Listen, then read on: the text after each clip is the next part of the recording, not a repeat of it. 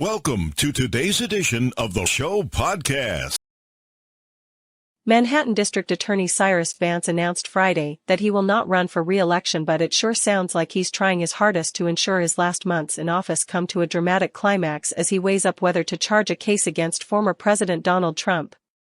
In a piece for The New Yorker, investigative journalist Jane Mayer reports that Vance's office has dramatically accelerated the investigation into Trump's business dealings in recent weeks, particularly since it got its hands on Trump's tax records at the end of a long legal battle last month. As one person said to be closely involved in the investigation told The New Yorker, "They mean business now. It hit metheyre closer." One interesting new detail from the probe comes from Jennifer Weisselberg, former daughter-in-law of Allen Weisselberg, chief financial officer of the Trump Organization. Allen Weisselberg has reportedly been identified by prosecutors as the most likely candidate to flip against Trump and spill all the gory details of his business dealings. And, by the sounds of it, his former daughter-in-law has already picked her side. In her first substantial public comments on the case, Jennifer Weisselberg confirmed that she's spoken to investigators about ex-husband Barry Weisselberg's time managing the Trump-operated ice skating rink and carousel in Central Park. Specifically, Jennifer Weisselberg said that investigators have asked about the 7 rent-free years they spent in a Trump-owned apartment overlooking Central Park. "Only a small part of your salary is reported," she said. "They pay you with apartments and other stuff, as a control tactic, so you can't leave. They own you. You have to do whatever corrupt crap they ask." If this alleged gift wasn't declared in tax forms, prosecutors could use it against the couple and as leverage to tempt Allen Weisselberg into cooperating. Allen Weisselberg is the Trump exec who could take down the Donald.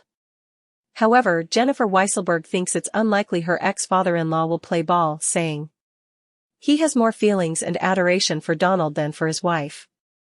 For Donald, it's a business. But for Allen, it's a love affair." As an example, she recalled to Mayer being hit on by Trump in front of her then father-in-lawat Shivah for Allen's deceased mother and said with incredulity, "He didn't stand up for me." Jennifer Weisselberg also said that, at the same event to mourn the dead, Trump showed people photographs of naked women with him on a yacht. Separately, Mayer also reported the first details of the whereabouts of Trump's tax documents after they were provided to the Manhattan District Attorney's Office in February. The hard drive is believed to be in an incredibly high-security chamber within the Louis J. Lefkowitz State Office Building. The chamber is reported to be sealed by bank vault-style doors and lined with copper foil to stop remote tampering attempts.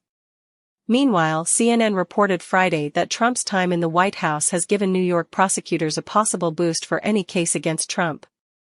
Prosecutors have reportedly discussed using a section of New York criminal procedure that allows for the extension of the statute of limitations if a defendant has been out of state continuously, as Trump has been since he took office in 2017. According to CNN, prosecutors think that could afford them more time to investigate Trump's business dealings. House Intel will call Trump org moneyman Allen Weisselberg to testify. However, while the investigation is heating up, there is clearly still a lot of work to do before Vance departs office in 9 months, and there's still a possibility that the investigation will be closed with no charges. Preet Bharara, the former U.S. attorney for the Southern District of New York, told The New Yorker, "All the signals indicate that there's a belief on the part of that office that there's a good chance of a charge.